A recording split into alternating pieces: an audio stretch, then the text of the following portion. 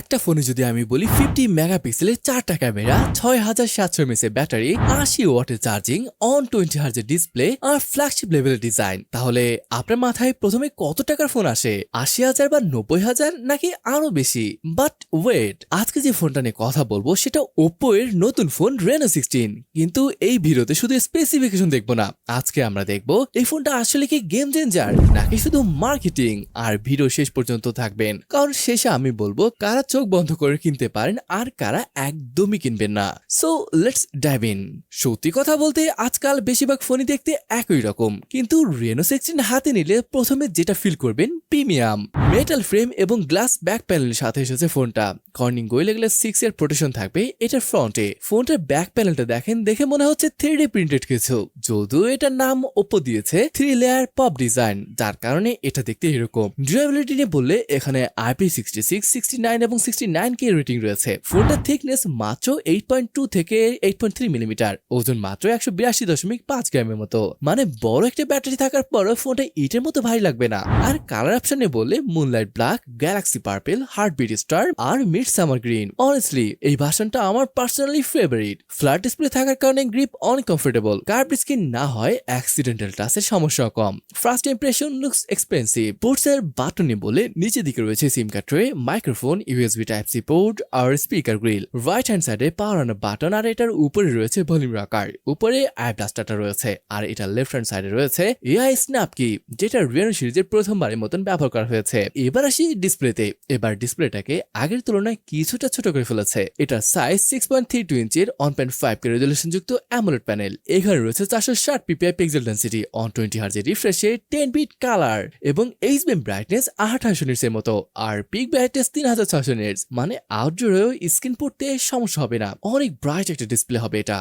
Scrolling buttery smooth, animation fluid, gaming হবে responsive. 240 হার্জের touch sampling rate থাকার কারণে touch দিলেও খুবই কম। আর এটার বেজেল গুলো দেখেন, এটা খুবই পাতলা। ডিসপ্লে এক্সপিরিয়েন্স আপনাকে হতাশ করবে না। তাছাড়া এখানে স্টোরেজ স্পিকার সেটআপ রয়েছে, যেটা ব্যালেন্সড এবং বেশ লাউড। এবার সেই সব থেকে ইন্টারেস্টিং পার্টে পারফরমেন্স। এই ফোনে ওপ্পো ব্যবহার করেছে স্ন্যাপড্রাগন 7 Gen 4 প্রসেসর। এটার আন্তঃ স্কোর কত জানেন? 1.4 মিলিয়নের মতো আসে। এর সাথে LPDDR5 এক্সাম, UFS 3.1 হলো এটার স্টোরেজ। মানে শুধু অ্যাপ ওপেন না, হেভি মাল্টিটাস্কিং, এডিটিং, গেমিং সবকিছু অনেক ফাস্ট ফিল হবে। বেস ব্যান্ড শুরু হচ্ছে 8GB র্যাম এবং 256GB স্টোরেজ দিয়ে, আর সর্বোচ্চ 256GB ভ্যারিয়েন্ট পাবেন। কোশ্চেন হচ্ছে গেমিংটা কেমন? দেখেন এখানে BGMI আর COD 90 FPS খেলতে পারবেন। আর 7 Gen 4 কিন্তু সাস্টেইন পারফরমেন্স দিয়ে থাকে, খুব বেশি থ্রটল এখানে দেখতে পাবেন না। এখন ব্যাটারি নিয়ে কথা বলি। 6700 mAh এর ব্যাটারি, এগেন 6700 mAh এর ব্যাটারি ব্যবহার করা হয়েছে। এখনকার দিনে এটা হিউজ। যারা সারাদিন বাইরে থাকেন, গেমিং করেন, ভিডিও এডিট করেন, তাদের জন্য এটা একটা ব্লেসিং। আর চার্জিং 80 ওয়াটের সুপারফুক চার্জার দিয়েছে এই ফোনের সাথে, মানে খুব কম সময়ে অনেকটা চার্জ হয়ে যাবে। সো ব্যাটারি খুব একটা চিন্তা করতে হচ্ছে না। আচ্ছা, সফটওয়্যার নিয়ে বলে আমার মতে ColorOS অনেক ইমপ্রুভমেন্ট করেছে। এটার অ্যানিমেশন, বিভিন্ন ফিচার আর নতুন যুক্ত হয় এই এআই স্ন্যাপ কি। তবে হ্যাঁ, এখানে কিছু থার্ড পার্টি অ্যাপও চোখে পড়বে।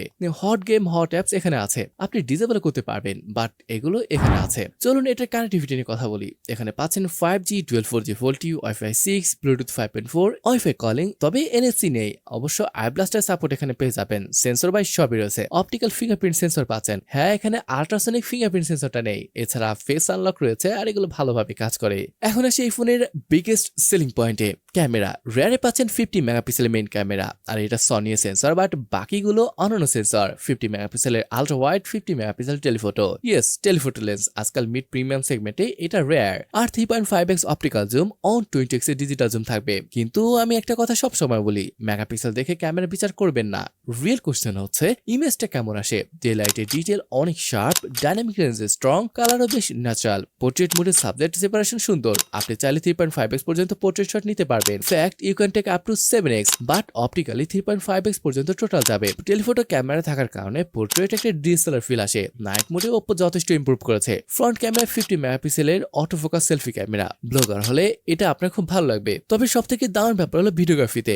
আপনি এদের ডিসপ্লে সবগুলো সেন্সর দিয়ে 4K 60 এফপিএস শুট করতে পারবেন। এটা আমার কাছে খুবই ভালো লেগেছে। এবার প্রাইস নিয়ে বললে এটার প্রাইস ইন্ডিয়ান রুপিতে 62,000, যা টাকায় কনভার্ট করলে 80,000 টাকার মতো আসে। তো সবকিছু মিলিয়ে OPPO Reno 16 কেমন? যদি আপনি খুঁজে থাকেন একটা premium looking phone, powerful camera, huge battery, fast charging, smooth display, ভালো পারফরমেন্স, তাহলে Reno 16 অবশ্যই আপনার শর্টলিস্টে থাকা উচিত। কিন্তু যদি আপনার মেইন প্রায়োরিটি হয় হার্ডকোর গেমিং, তাহলে এই দামে অন্য কিছু অপশন কম্পেয়ার করা উচিত। সো অবশেষে আমি এইটুকুই বলবো, Reno 16 এমন একটা ফোন যেটা স্পেকশিট দিয়ে না, ডেলি এক্সপিরিয়েন্স দিয়ে মানুষকে ইমপ্রেস করার চেষ্টা করেছে। এখন প্রশ্ন হচ্ছে, আপনি কি এই ফোনটি কিনবেন? কমেন্ট করে জানিয়ে দিন। আর যদি ভিডিও ভালো লাগে থাকে একটা লাইক দিতে ভুলবেন না, সাবস্ক্রাইব করুন, কারণ সামনে আরো নতুন স্মার্টফোন ভিডিও আসছে। Thanks for watching, see you in the next one. আল্লাহ হাফেজ।